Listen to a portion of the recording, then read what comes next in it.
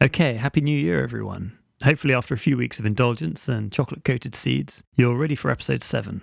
I'm Luke. And I am George. And today our guest is Angela Dalton, CEO and co-founder of Signum Growth Capital.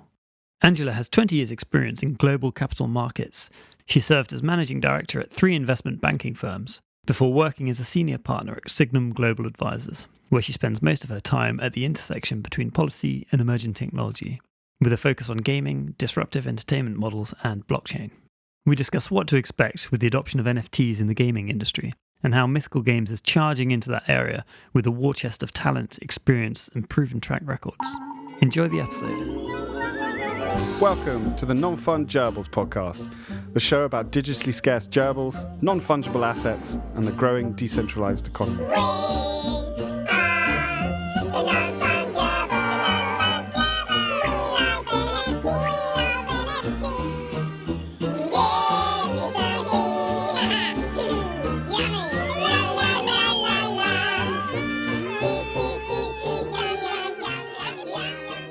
Angela Dalton, thank you so much for joining us. Thanks for having me. We met at the Web3 Summit in Berlin, which was a fantastic week, and we were really interested in the research that you've done into the NFT space, and so we'd love to touch on that and various other projects that you're involved in. But I guess to begin with, it would just be great to get a sense of who you are and your background and how you managed to find this particular space of the blockchain ecosystem.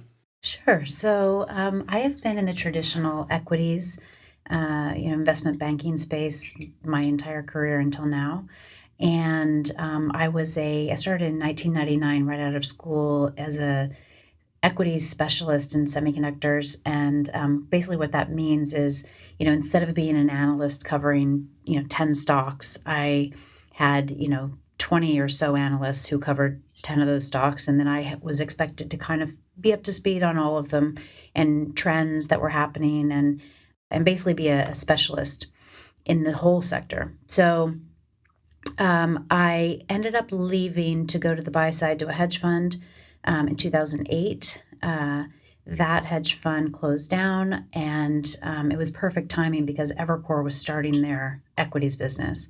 So one of my friends at UBS, where I'd started, said, come with me. Let's start an equities business inside Evercore Partners, and they want to do tech, media, telecom, and financials.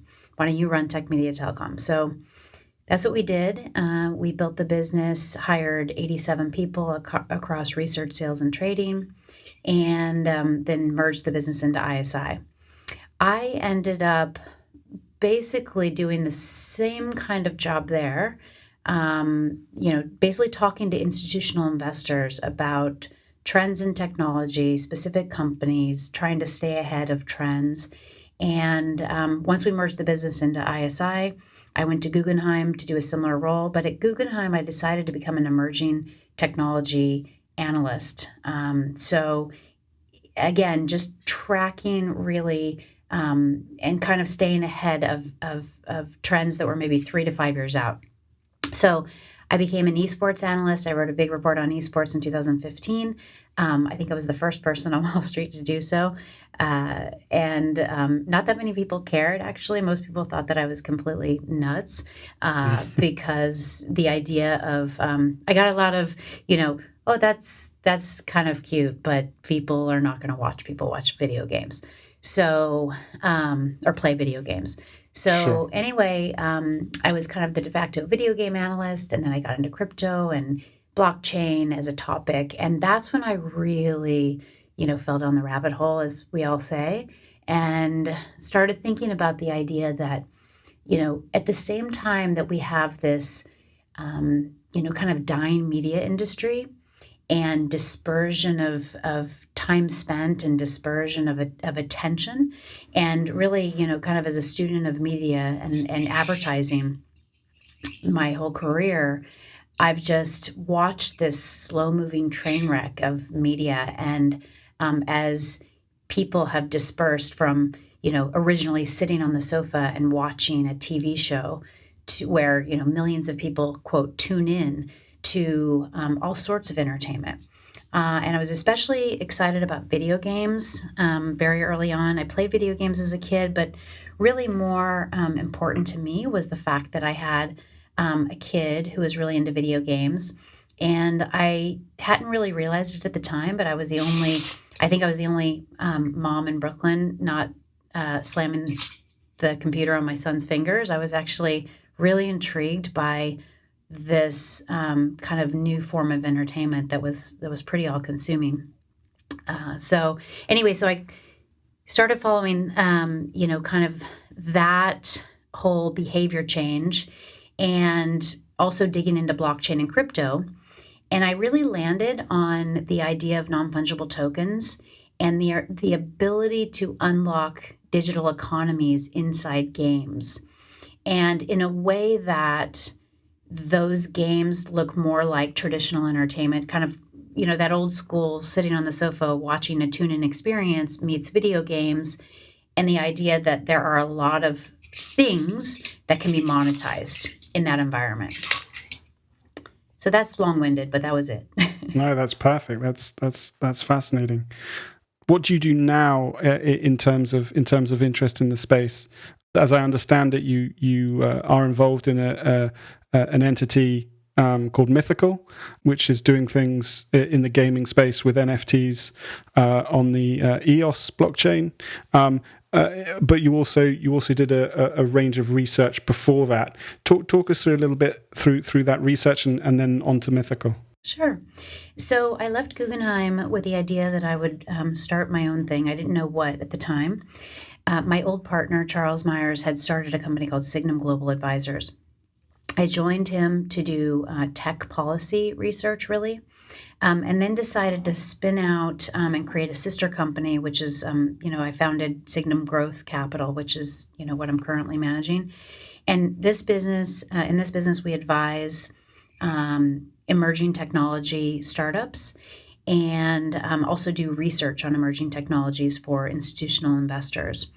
And so through that process and through contacts at one of my contacts at Lionsgate at the time, I started really digging into this whole process of blockchain video games specifically, and meeting different projects. And I stumbled upon Mythical at a demo day in LA. And I was really blown away by, a lot of the things that the other projects I didn't think had at the time. So just so you know, I did a deep dive and prepared for an investor, kind of an overview of the space in blockchain video games, an overview of NFTs. And my conclusion, which was that it was a little too early. At the time, really the only blockchains were Bitcoin and Ethereum, which were too slow for primetime or, kind of Hollywood-style video games. And also there was really no strategic reason for big video game companies or traditional video game companies to get into the space, because their bread and butter and the reason why they make so much money and have these phenomenal business models is because they continue to monetize their own IP. So the idea that they would allow their IP to kind of roam free or enable other IP to roam free was kind of, it didn't make sense to me. So I was really kind of caught, because I felt like there was this really pretty sizable group of cryptographers or tech first projects. And my conclusion was that they kind of overestimated how complicated cryptography was, if that makes sense, and underestimated how complicated the media ecosystem or video games are. So there was this big gap between these two groups. And so I ended up going to this demo day. I met John Linden, the CEO of Mythical, and I was really blown away because he had several exits. For one, as backdrop, had successfully managed companies, but two, he had run Call of Duty for several generations. He managed Beachhead, one of the studios inside Activision, and within his studio, 3 games out of the top 10 to 15 in history were published, distributed, and he already knew how to make money in video games.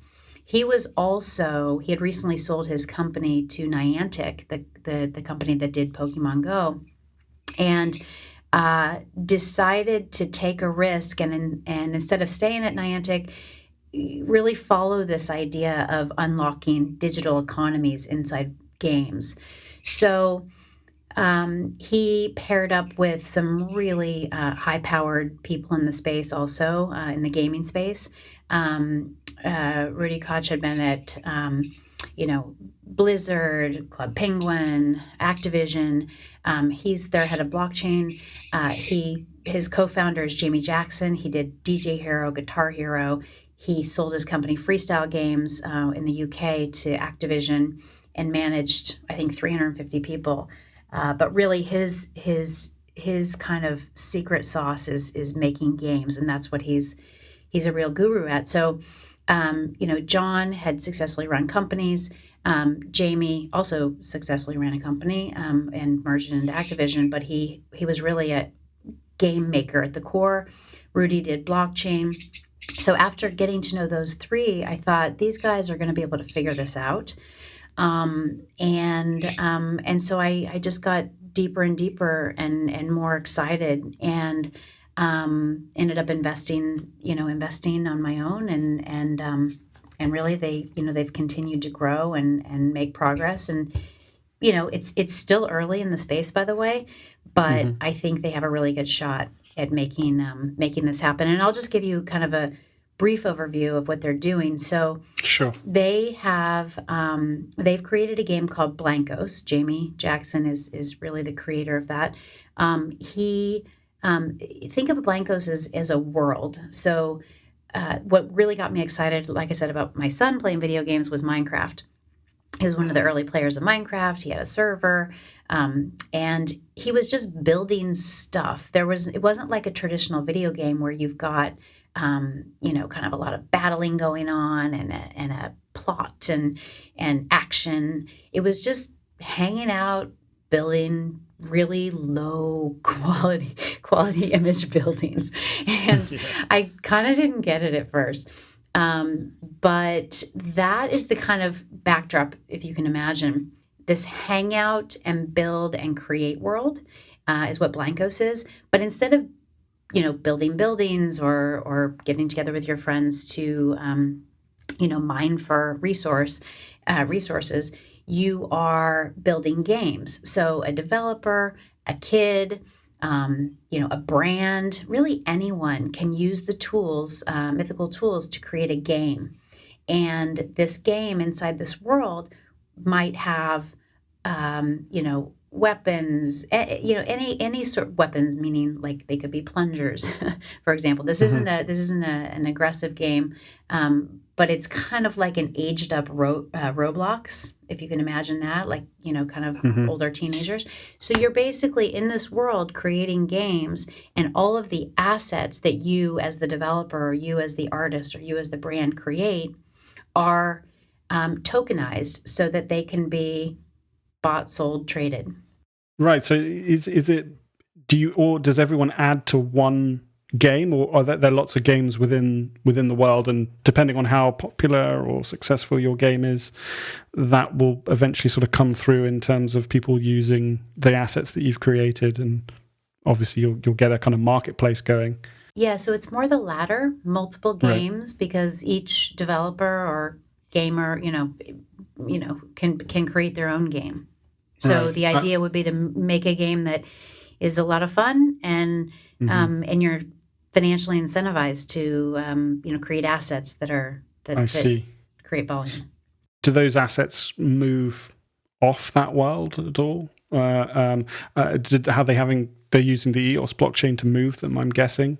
But is the aim eventually to sort of have these assets live freely?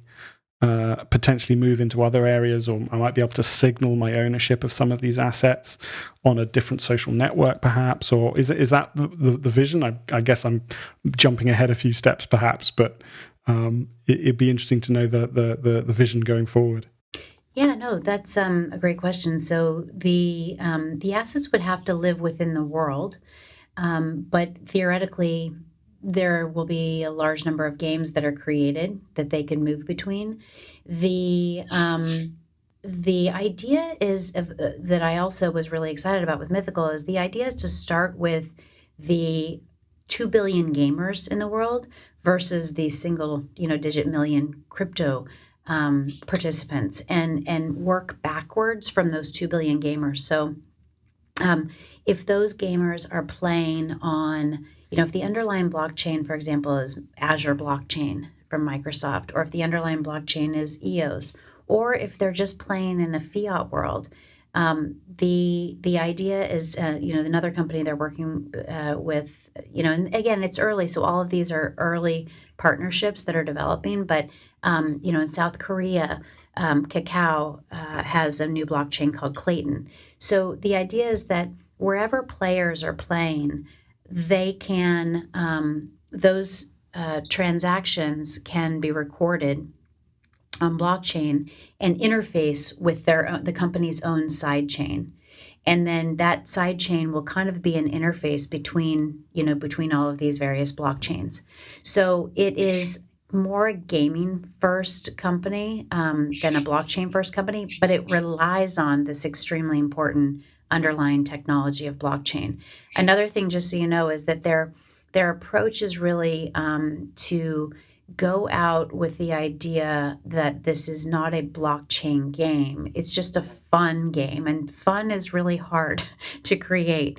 But the idea is that players won't really know that blockchain is happening on an underlying basis. Sure. Yeah, well, I think that's probably the right way round. I saw the little trailer on the Mythical website, and it did look like a lot of fun. Yeah. I think it seemed that they put quite a lot of time and effort into getting personality across for these little characters. So you can tell immediately that's the focus. So I think that's certainly an interesting way of coming at it. Yeah, I think that I think that it's really, unlimited in terms of what we could see come out of it. But at the end of the day, it's really kind of more of the Blankos world that they've created here in the trailer and in the initial games that'll come out. I mean, the beta doesn't even start until next year, but we'll start to see this as a demo of what's possible. So the idea is that you will not only see this game develop, or this world, I guess I should say, develop, but then you might also see some traditional video game publishers say, you know what, we could white label this technology for Mythical and license, the technology, and then you could potentially see assets within, for example, esports teams or, have you seen the movie Ready Player One, George? Yes. There are going to be several games I think that are going to be coming out with that kind of a theme. And all of those things, if you think about creating or living your life online, all of those things will represent your ownership or your quote life online. Yeah. That kind of, when you mention social media, I think social media is evolving to a gaming world. So, my kids range from 8 to 18. I don't think my 8-year-old is going to be on Instagram and Facebook. I think she's going to be hanging out with her friends in more of a game-like environment. So, I think there's a possibility for other traditional games to license this technology. Yeah, would that sort of foster in a sort of sense of cooperation amongst the bigger? I mean, it would be amazing to see that the power of this technology is such that it begins to produce a situation where the bigger players in the system have to look at it. I mean, one of the things that excites us is this idea that you can build on top of other people's inventions, sort of composability. You can, if someone, for example, builds a game within a game, and then someone comes along and just gives it a little tweak and makes it better, or adds an element to it, that kind of sort of unfettered creativity is hugely exciting. And my hope would be, or our hope would be, that the bigger companies getting a glimpse of what it looks like to have 100,000 creative people building the game for you, or on top of each other. But if you can build in that financial incentive into it, so perhaps I rent you my design of a tank that works better than this other one, or whatever the example is, perhaps we can create a situation where it becomes in their interest to cooperate with each other in order to gain access to this huge base of creativity, more creativity than they could ever hope to pay for, and put developers bums on seats and get them to actually produce this stuff. I think that's when things become really exciting. 100% agree. I think that this kind of distributed audience, distributed creativity, and also this idea that younger generations are not excited about they're not excited about in your face advertising anymore at all, and they're also creators, as you mentioned, and this idea that you could create assets and then also trade them yourself and make money plays into not only the creator culture, but also the entrepreneurial culture. Are we moving into a time where there's going to be a big race for dominance with virtual worlds? Much like there was the race into the social platforms like Facebook and when it was MySpace. Is that sort of what's up for grabs now, do you think? And so therefore, as part of that, having more of an even balance with creation from the user perspective and ownership as well.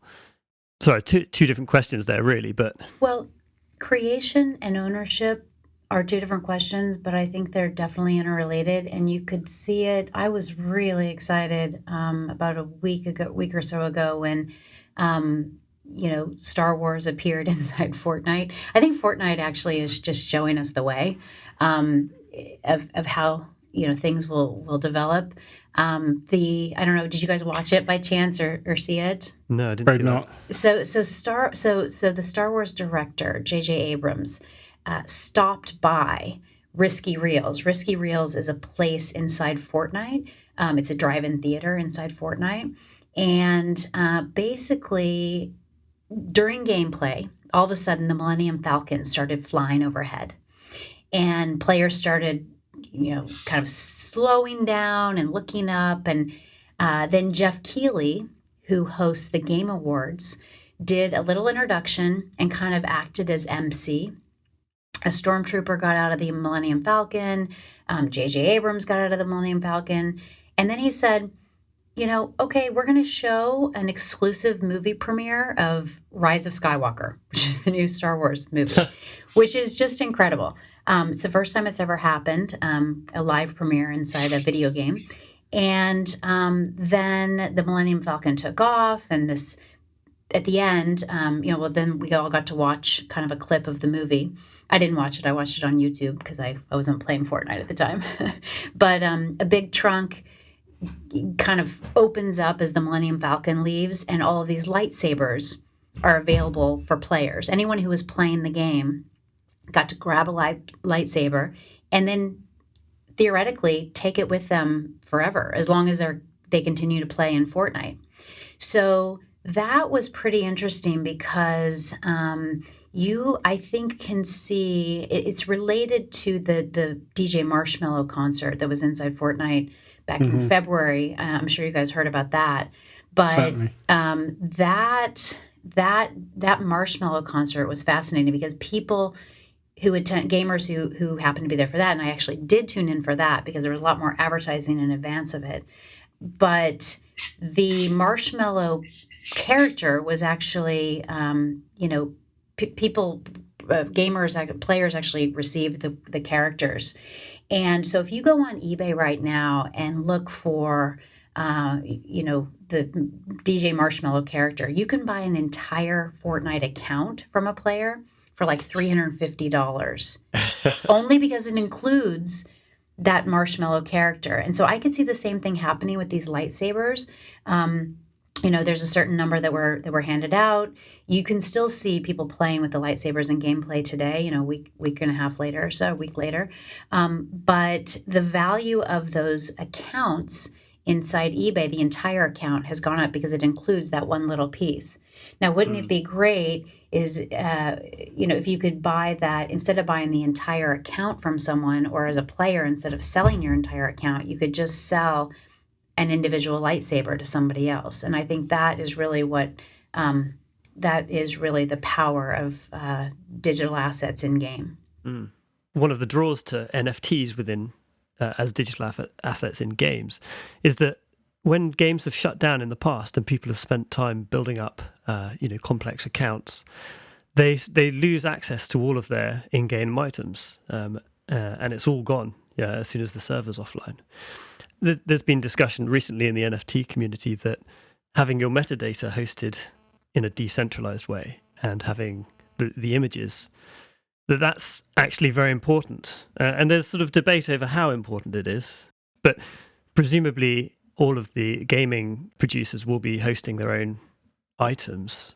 Is there interest in kind of decentralizing that aspect of it as well? Absolutely. I think as a creator, as a developer, as a brand, creating these assets inside games or any kind of entertainment backdrop, the ownership aspect is key. Now Fortnite is probably not a good example because they're probably not going to shut down, but there have been a lot of other games that have shut down. There's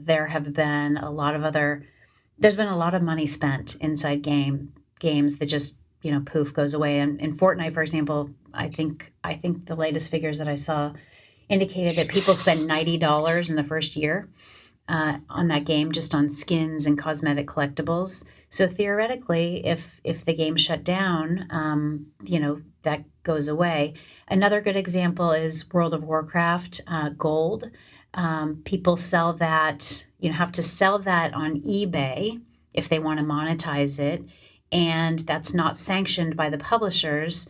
So there's nothing really to back that up. And we're talking a lot of dollars, and a lot of, kind of currency being transacted. And if you don't have your asset at the end of the day, or you don't have any claim to your asset, that's a problem. I think that the digital scarcity that NFTs enable is more like the possession of physical objects and than Web 2.0. So I think that you'll start to see video game publishers and others really start to recognize this as they start to see it live, and as we start to see the value of those assets supported by the network.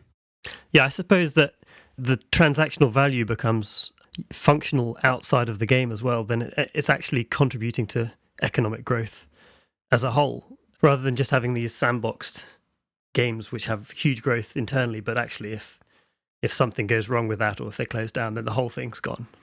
I mean, I guess it'll also foster future creativity, in the sense that very often, although there might not be a kind of a game that can sustain itself with a particular group of sort of numbers of players, but it might well be that if you can gain access to that data later on, that game continues to live on in various different ways through community participation. It's one of the things we see in the blockchain world is back from right in the early days, even in the sort of 2010 era, where there was a sort of explosion of Bitcoin clones, for a better word.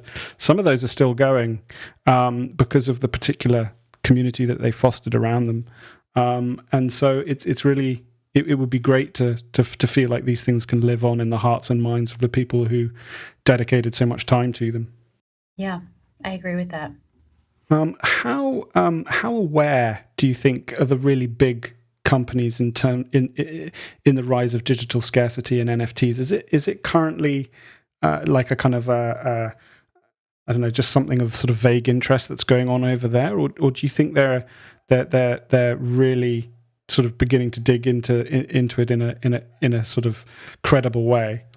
I don't think they're that aware of it, and I don't think they really feel threatened by it. So I think that you'll see companies like Mythical and a lot of other companies build, have kind of some time here to build something great before they, kind of take notice. And I think that you can see that a lot of these bigger publishers, like a lot of big tech companies in general, wait for something to become, Mm-hmm. a several $100 million or $1 billion opportunity before they really kind of decide that Take it's something that notice. they Yeah. need to get into. Yeah. Yeah, that's fair enough. I guess in my mind, I always felt like it would be the collectibles area almost from an advertising perspective that would go first. Kind of like, we're releasing this new game. Why don't we, release 200 or 300 NFT badges to the blockchain community to bring them in, kind of thing, like almost like a kind of toy to play with. As a way of bringing people into their ecosystem. That's just how I imagined it would begin, but it'll probably begin in a completely different way. Well, no, I think that's absolutely fair. I mean, I think again that's what we saw with DJ Marshmallow and the Star Wars premiere inside Fortnite. You've got a big pool of advertising dollars that is facing a declining audience and declining ratings. And ironically, the day after the Marshmallow concert, this was the part that just blew my mind. The Super Bowl was February 3rd, which was the day after. And the Super Bowl had the lowest ratings in more than 10 years. Every headline was, doom and gloom around ratings and advertising dollars. And at the same time, the streaming viewership came in at an all-time high. So the Super Bowl for the first time was free to watch last year by a lot of different venues. So CBSSports.com, NFL.com, Yahoo Sports. There were several venues you could watch it for free. And at the same time that we were seeing these negative headlines around the ratings and advertising, we saw the head of NBC Sports come out and say that it was the best Super Bowl streaming we'd ever seen, up 75% over 2018. There was a CBS All Access, their streaming product, saw signups up 85% on the day of the Super Bowl because people wanted to watch it, quote, for free through that service. Even though there was all this positive buzz, only the reports were like 2 to 2.5 million people watched the Super Bowl online. Again, that compares to 10, it was like 10 to 11 million, 10.7 million, I think, who watched the Marshmallow concert inside Fortnite. So believe Wow. me, these advertisers are seeing that and thinking, okay, wait a second. We have poured a lot of money into these traditional, distribution mechanisms, basically. And, the broadcasters pay the NFL, the advertisers pay the broadcasters. If you look at the money, it's and everybody's taking fat margins along the way in advertising. So if you go back to, just, rough numbers, CBS and NBC paid about $45 million per game to reach, 15, 16 million viewers on average. And in streaming, even Twitter paid $1 million per game. Amazon paid $5 million per game. We're not, and then these advertisements inside the Super Bowl are selling for $5 million a pop. And, at the same time, all this money continues to pour into traditional advertising channels. Viewership is dropping like a stone and people are playing video games.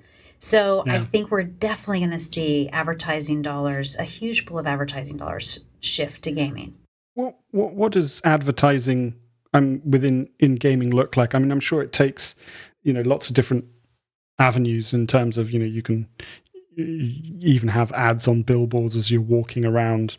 I think it was it Vice City, I think they did it in. There was some interesting ads up, and they could almost tell where you were gaming, and you would get sort of age specific ads, location specific advertising, sort of in game. But I remember reading in one of your blog posts that the younger generation are getting very savvy as to what advertising is, and the advertisers have to become more and more creative as to find ways which the gaming world will allow in to some degree. Does NFTs come into play in that as well, in terms of branding, in terms of like, well, yes, you can have that hat, but you can also have this Nike hat, or is that sort of where it begins, or is it a sort of like a mirror image of the current advertising world, but just pasted onto these game landscapes? I think it will become completely creative, user-driven, different from what we've seen in the past. And video game publishers have tried this in the past and failed because players are younger, savvier, kind of, as you alluded to, really averse to in-your-face advertising. So the idea of like a can of Coke sitting on something that you run by is not going to happen. I think it's going to be a lot more subtle and a lot more authentic. So in the same way that, we were talking about this. So the reason, I think, if you think about Blancos and the characters, if you saw the trailer, the characters look like little toys, blank toys that the artists and a lot of the guys who are big creators in Blancos are going to be big creators or street artists.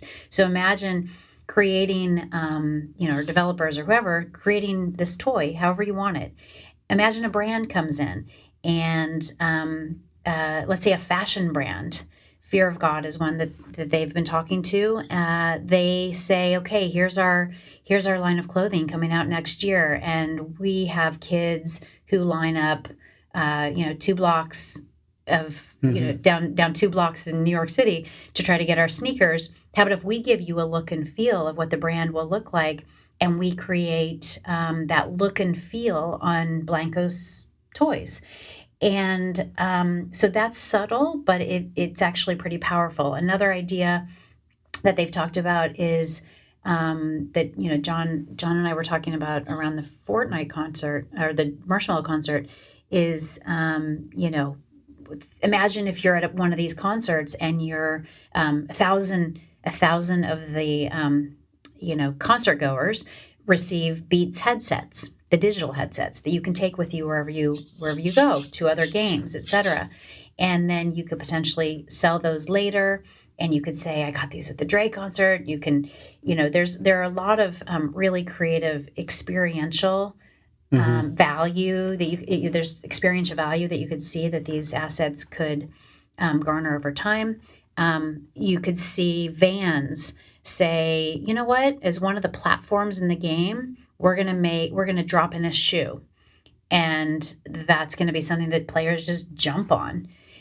But that's, kind of a very authentic, that is more of a run by and see, but maybe there's an aspect of it where a shoestring comes out, and that's part of the game, so. Yeah, so it needs to be weaved into the whole gaming experience, and the better you weave it in and tie it to an experience. I think that's why the marshmallow thing is so interesting, and the potentially myriad of different variations of that you could do is because you could give something provenance in that digital world. And a great example is the lightsaber. If you can create an experience that was a total surprise, you were either there or you weren't, or it was planned ahead, but you end up with an in-game digital item that actually has provenance as part of a wider story, whilst at the same time pushing a brand. That seems to be the holy grail, right? Yeah, and just on the lightsaber example, one thing that I thought was really cool is they did this kind of in-game market research. Right before they handed out the lightsabers, they asked the question on this hologram, which was the screen that the premiere showed on, what is your favorite color of lightsaber? And then all of the players who were watching got to vote, and then purple came up as the most popular lightsaber. Well, now we know purple lightsabers are more valuable than yellow lightsabers. There are a lot of ways to do market research and, kind of advertising, almost like focus groups by making a game out of it and making it fun. And then changing the asset in real time. so that the lightsaber is purple when it's handed out. How about that? Yep. Some really amazing things coming down the line. Are there some difficult sort of ethical or regulatory things to get through with this kind of ability to advertise like more directly to children? Yeah, that's a really good point, and I think there's a lot of regulatory issues to think about with this. I do think that it's important for these first movers to think hard about that and make sure that they have kind of gates inside the game that don't allow for stuff like that to happen. And I think that when the initial games come out, you'll see, the beta test period really kind of vetting a lot of that out, because we definitely don't want to get to a world that we're in with big internet where you've got multiple ways. I mean, like PewDiePie, for example, is a prisoner, or was for a very long time prisoner of Google's advertising dollars. You've got the issue of privacy. This is as I said, Signum Global Advisors. The other side of the house from Signum Growth is, spends a lot of time figuring out policy, and I spend a lot of time on big internet and privacy. And the idea that, these big internet companies can take my players' data and sell it over and over again without consent is a real issue. So we don't want to create a world inside gaming that replicates that. Instead, we want to create a world inside gaming that protects user privacy. And that's why I think that blockchain is a perfect solution for this, because imagine the world now when I get an article, or I'm on, I'm in front of my screen and an article pops up that I want to want to read, and I get that little box, accept, basically I'll give you my data, you give me your article. Okay, so that agreement is what I thought I was, that's what I thought I was agreeing to when I hit accept. And that's why you hear the average person say, I don't care about privacy, because they think, yeah, I want to get free stuff and I'll give up my data. What they don't know is then what happens after that, which is that our data is sold over and over and over and over again through a process called real-time bidding that Google continues to do. And that's where we get privacy breaches, because there's just a lot of, privacy is kind of Swiss cheese right now on the internet. So I think blockchain, if you hit accept, you've only accepted that one. There's one contract, and that's it.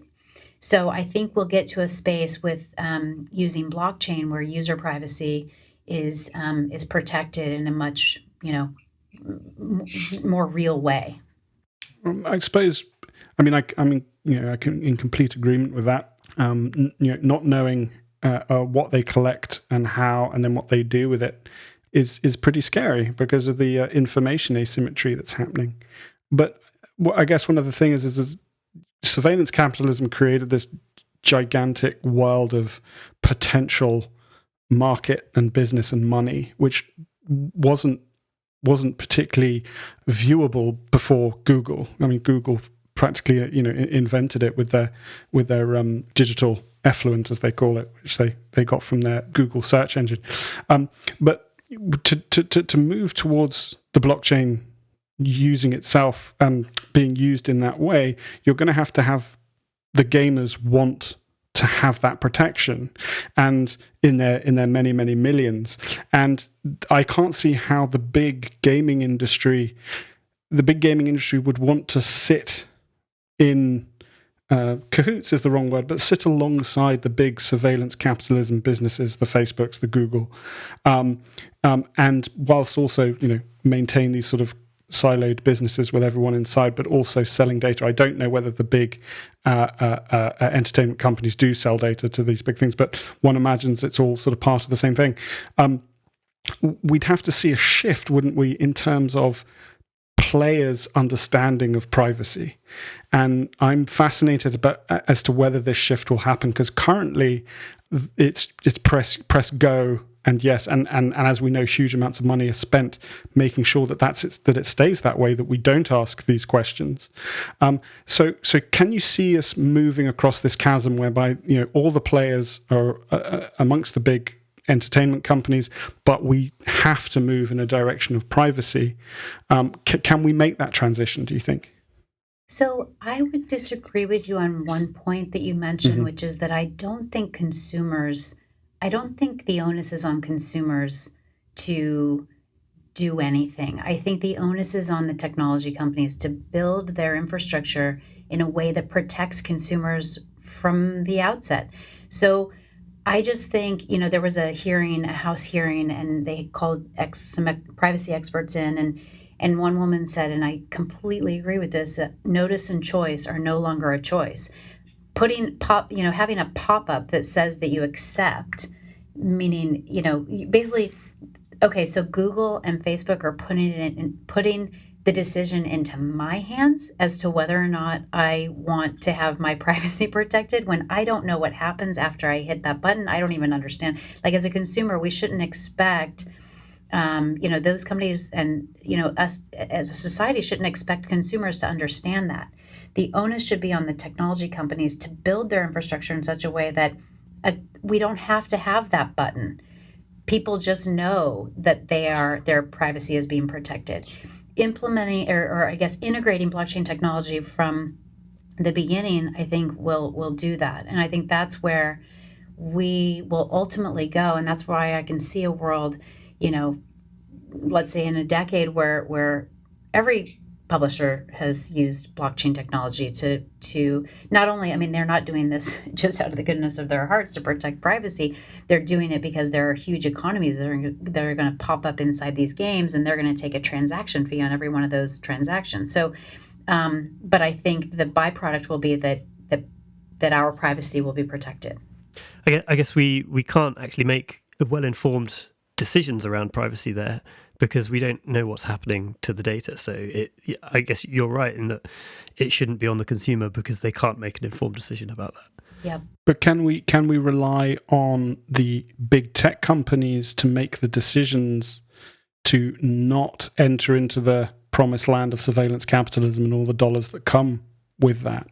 Unless I imagine we could, if on the other side of that equation was a world of decentralized gaming where people were building on top of things that people had created, and there was this bigger sort of promised land economy that they could move into. But I'm skeptical as to whether big companies who have access to lots of data move away from monetizing it in response to users' privacy. But perhaps I'm overly skeptical on that part, especially when considering Apple, who seem to take a slightly different approach to some of the other companies.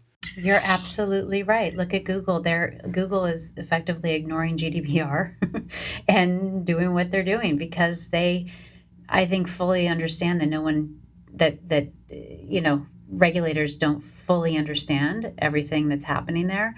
A really great person to follow on this topic is Johnny Ryan at Brave, the head of policy, because he has actually spent a lot of time in Washington and in Europe educating regulators on the idea that this is happening and it's not right, and we need to put laws into place and regulations into place that stop this from happening. So I think the one good thing that while you'll hear it sounds like, it's disheartening when I hear somebody say, "Oh, I don't care about privacy. I want free stuff."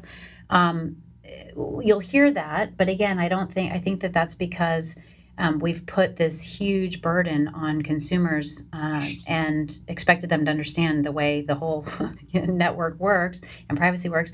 But on the other side of that, we have elected officials in our office at Signum Global, almost every week. And it doesn't matter if they're Republicans, Democrats, Libertarians, especially Libertarians care, but it doesn't matter what party they're in. Everyone cares about privacy. And people who are running especially for 2020, we've had a 2020 presidential candidate series in our office. I think that privacy protection is something that everybody can buy into. And so I think eventually we'll get to a place where, these companies will be forced to create their own infrastructure, like I said, from a bottoms up perspective that protects our privacy. There was a New York Times article recently, I think it was New York Times, that showed that they could track where Donald Trump was going because they could track where the mobile phone was in the pocket of one of his entourage. And they can show you in real time, like where the entire motorcade of Donald Trump went in an entire day. And then, that's I think that was a bit of an eye opener for quite a few people. When the most powerful man in the world, you can effectively just triangulate his position whenever you like. Right. I think that raised a couple of eyebrows, but it's a fascinating subject. Hopefully, we can see these kinds of sovereign data systems are baked in at the ground level of these blockchains.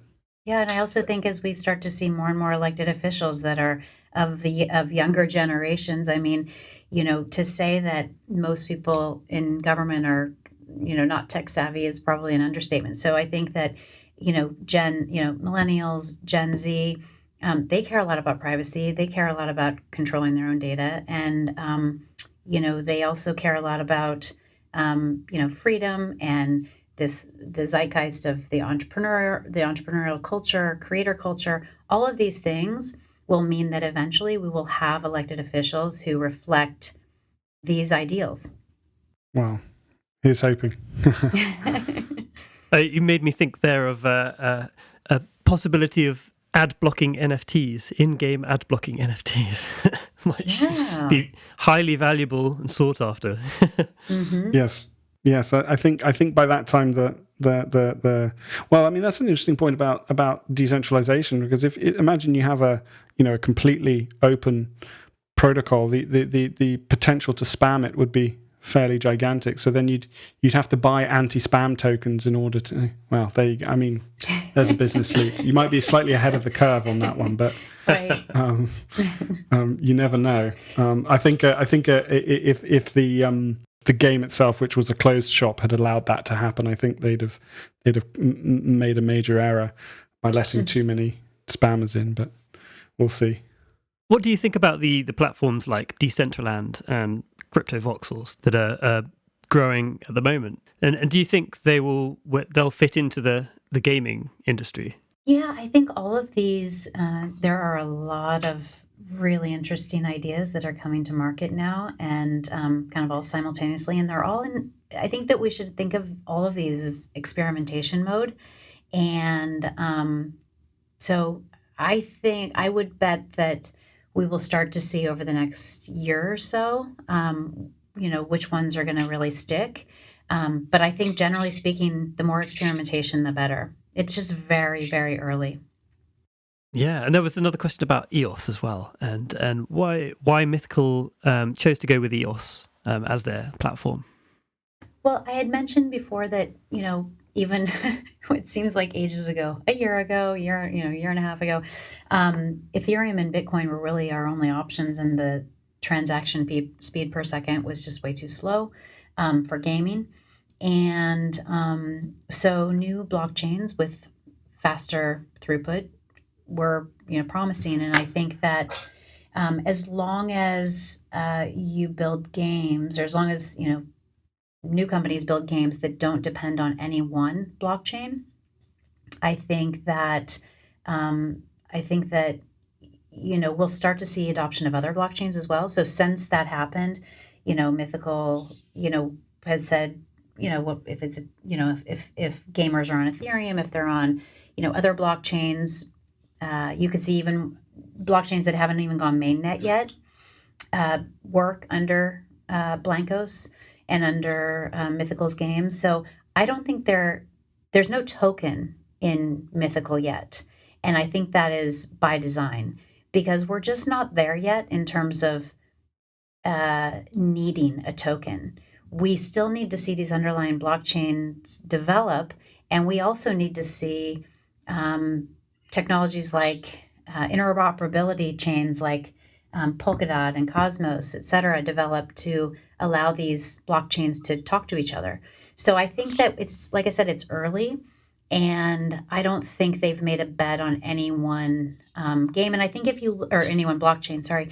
And I think all you have to do is go to dappradar.com. I go there pretty often to look at how many players are playing each of these games. And it is really early. We're talking hundreds, low thousands of players in the last 24 hours on all of these games. And I think that is, if you look at like Epic, for example, who, obviously distributes Fortnite, but they also distribute a lot of other games, or Steam that distributes games.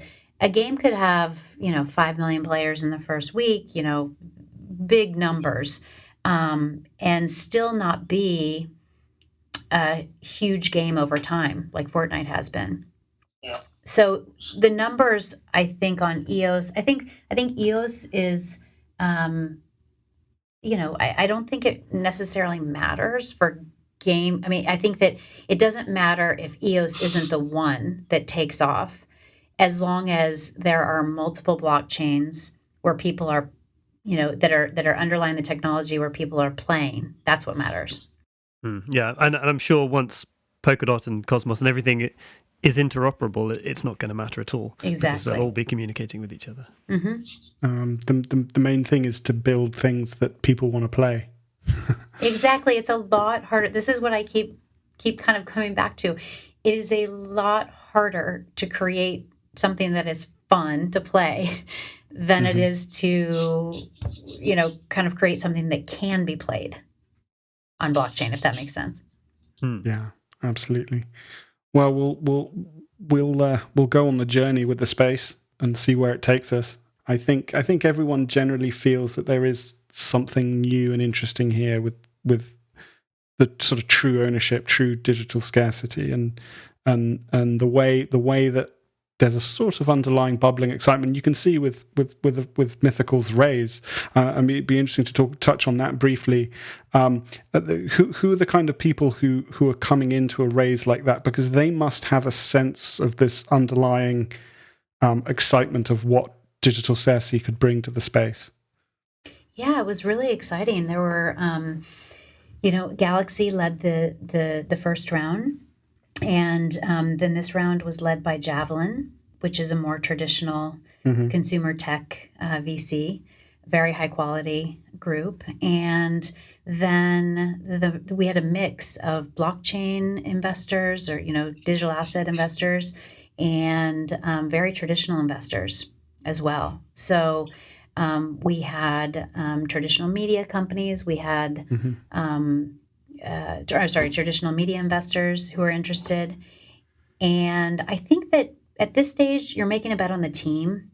And I mentioned, John Linden, Jamie Jackson, and Rudy Koch, but also since then, Pete Hawley has come in. He was most recently CEO of Telltale Games, long history at Zynga. He's kind of a self-proclaimed data junkie and data junkie in the gaming world, but 20-year history, EA, Sony. Jeff Poffenbarger, who ran Oculus, joined the GC from Activision, who was Bobby Kodak's right-hand guy from Activision. He joined. There's the depth of this team has attracted a very wide range of investors, and I think the reason is because they've been battle tested and they're really excited about blockchain and the ability to unlock digital economies. So we don't have all the details sorted out yet, but that's a pretty great start. Yeah, and I guess when that's along, you look at the Winklevi twins purchasing. Okay, it was for an undisclosed sum, but we were seeing them purchase quite a major piece of the NFT ecosystem, clearly with the idea that there's going to be a wave of people being onboarded to the space that are going to need a gateway of some kind to move from the fiat world into the crypto world. And there seems to be plenty of signs that the bigger players are beginning to understand that there is a huge amount of potential here with this paradigm shift almost towards digital scarcity and what that can mean. So while that's all happening, it seems prudent to keep a very close eye on what's going on, even if the numbers are low. I agree 100%. Looking at DApp Radar and seeing low numbers. Well, you could say the numbers are really low, or you could also say, wow, this is a start, and there are a lot of games on here and on this list. And like you said, Gemini bought Nifty Gateway, and Samsung is doing partnerships with blockchain video game companies. And Microsoft Azure made an announcement that included Mythical as a partner. So you'll start to see, I think these partnerships and these games that are out now are just a great start to what's to come. Well, it will be super great to have you back on at the end of 2020 to see how things have developed. Hopefully, the numbers will be slightly different when we look at the numbers of players. If everyone's done their job properly, I think we will see a much wider uptake of this technology. That would be great. So yeah, thanks so much for talking to us. We've covered a lot. Is there anything else that you'd like us to cover that we haven't touched on? No, I don't think so. I like the idea of coming back at the end of 2020. 2 days before Christmas next year. See you here. That would be fantastic. Where can listeners find out more about you and find out more about Mythical as a project? Where would be best to have those touch points? Sure. Yeah. So I have a site. So Signum Growth Capital site is signumgc.com. By the way, the reason we're set up is because we just received our license from FINRA after a very long process. So I'm excited about that. And then mythical.games, and you can check out the trailers. The beta is going to be ramping, probably, 5 or 6 months from now, or 4 or 5 months from now. But you'll start to see more and more added to the game. I've seen it. It is it's awesome. It's a lot of fun to watch, and I'm sure it's going to be a lot of fun to play. But that's at mythical.games for the site. Brilliant. Well, thanks very much, Angela. Okay, thanks, guys. That was fantastic. Thank you so much indeed. Well, thank you very much, Angela. Yeah, that was super interesting. And thanks for also coming and joining us 2 days before Christmas. Yep, dedication to the cause there. Yes, whilst away on holiday. So, we have had some responses to a Zero Knowledge Gerbil, or hashtag ZKGerbil. And we're going to read them out. Thank you very much to everyone who participated. We had a feeling Zero Knowledge Gerbil might be a little bit stranger than some of our other ones, and sure enough, true to form, we've had some fantastic responses, but they're certainly on the slightly weirder side. I think it was more difficult. I think because the interpretation of what a Zero Knowledge Gerbil is seems to vary. Yes, that's true. Perhaps we should have been slightly more specific. I mean, it's nice to have variation. Sure. but we got some interesting entries. So I think we should start with the most abstract of all the entries, at Third Man Design, with his full and complete entry consisting of... Wait, what? Wow. Cool. I guess we'd be have to have a little chat about that one. I think Zero Knowledge Gerbil didn't know what was going on. Maybe he had no knowledge of the situation. I think that's bang on, actually. I think that's absolutely spot on. But wait, what? It's clearly he had no idea what we were talking about. Zero knowledge. So it's actually very good. It's very good, and would have not taken very long to do. But thank you very much, Third Man Design. That's one of the more unique ones we've had back. Yeah, it was definitely worth a mention. Definitely. Next up, Where Kitty Won.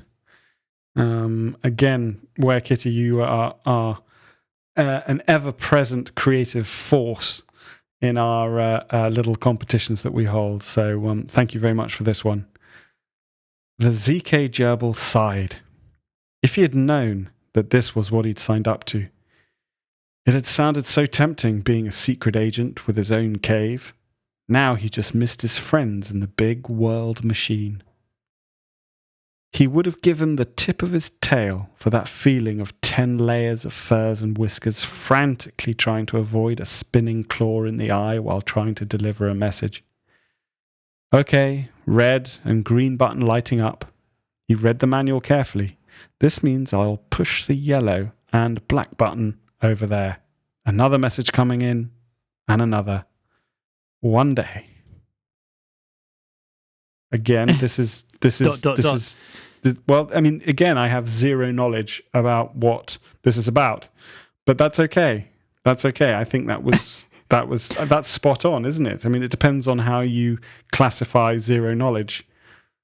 I really liked the idea that zero knowledge gerbil had sort of given up on society and friendships and family by becoming anonymous. And so instead of interacting with all of his chums in the big world machine, he was on his own, feeling lonely and left out. Right. Okay. So he's sort of ostracized himself for his art of being able to anonymize crypto transactions. Yeah, I mean, it's a bit like leaving Facebook. I've done that recently. Feels good, I have to say. Oh, okay. You don't feel like this ZK gerbil then? No. I feel utterly liberated, but that's another story. Maybe this is further down the line. Maybe. And so it seems like he's relaying messages. So his job is to relay the messages, right? Almost translate them. Okay. Like an Enigma machine. I apologize for saying I had zero knowledge of what she was talking about, or she was talking about. I get it now. Moving on. But I do feel like sometimes these entries need a small essay to go with it, explaining the situation, because we have to sort of interpret them ourselves otherwise, and maybe that's part of the fun. Well, I guess that's half the fun, yeah, as you say. Okay, on to Jenny C. Williams _ Finalizing his recursive quadratic ZK snark solution, ZK Gerbil made a cup of tea. Then the doorbell rang, which was impossible, as he didn't exist. At the door was Vitalik Buterin, who'd worked out his location by triangulating a roll-up ZK snark proof with a UTXO. The rest is history. Wow. It's a very good use of an at Vitalik Buterin tweet, so I like that. If you feel like tagging big crypto heads in your tweets, that's fine. Oh yeah, I'm sure Vitalik loved it. I'm sure he was fascinated by that. He's probably looking up rolling up ZK snark proofs as we speak. To try and work out which whiz kid has stolen his thunder. Yeah, not happening. Other than that, though, it's quite good. I quite like. I like this one. This one must have come close, really. I do. I like the imagery. Recursive quadratic ZK snark. Jenny, you have been digging into this space, have you not? I mean, because I think a recursive ZK snark is actually a thing, which not a lot of people probably know. But there you go. So yeah, thank you for that one. That's great. Lots of imagery there. Vitalik Buterin at the door. Yeah, it's a good one. I would love to see what a Vitalik Buterin gerbil looked like. Actually, it'll happen. We'll get him on the show. And we'll have to get a Vitalik gerbil up and running. It might take us a little while to get there, but he's a busy guy. But he's pretty much invented this whole space. So eventually, he will find his way round to having a chat with us. I'm sure he'll find time. About this particular area of the ecosystem, no doubt. Indeed. So on to our winner from Joe the Martian. Here we go. ZK Gerbil is very elusive. She's only spotted if you can prove you're not a cat. To prove you're not a cat, you need to partially communicate with her through a mathematical message derived from the output of a transaction with a dog. Should the dog show excitement above a certain threshold, then there is proof of cat, and she will not appear. You'll have to try again with a marmot. Wow. Okay. How could we not create that? Well, I think it's great. It's got a little bit of this the whole threshold thing, proof of cat. It's very ZK-ish. It's very zero knowledge. It's got the whole marmot thing in there, which is like sort of putting in another meme in there. It's good. It is. Thank you very much, Joe the Martian. We will create that imagery of cats and dogs and mathematical messages, and it'll look beautiful. That image is going to consist of a cat in a marmot onesie standing next to the blackboard with a ZK snark equation on the board. The cat is trying to solve the equation, but because it's already failed once, it's got to dress up as a marmot and conceal its identity.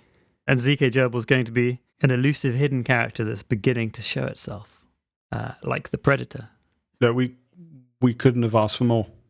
That'll produce exactly what we're after. Weird and wonderful gerbil meme images so that you can have a very odd collection of NFTs. So there we go.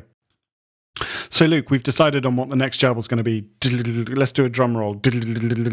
Rubbish drum roll. Okay, what is it? DeFi Gerbil. Aha! Very current. Yeah. And popular. $700 million has been locked up in DeFi. Did you know that? I did see that. Yeah. Mm-hmm. It's exciting times. So DeFi Gerbil it is. Backstories. What made DeFi Gerbil? Who is DeFi Gerbil? What does he represent? Why is he so popular? And paint us a picture with your words. Give us an image that we can make. That's what we're looking for. Short, sweet, and funny. And visual. Yes. Although not quite as short as Third Man Designs. That was too short. Great stuff, Luke. Okay, well, we shall look forward to seeing what we get for DeFi Gerbil. And We've got another fantastic interview coming up very shortly.